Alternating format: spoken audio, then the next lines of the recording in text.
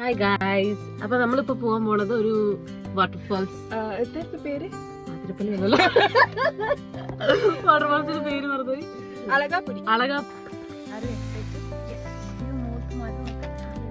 Ticket എടുത്തു. Per head 60 rupees. പാർക്കിങ്ങിനും കാശുണ്ട് 50.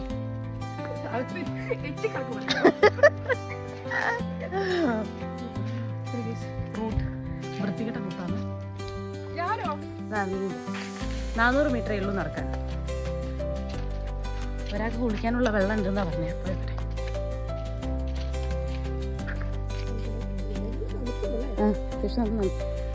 എത്തി.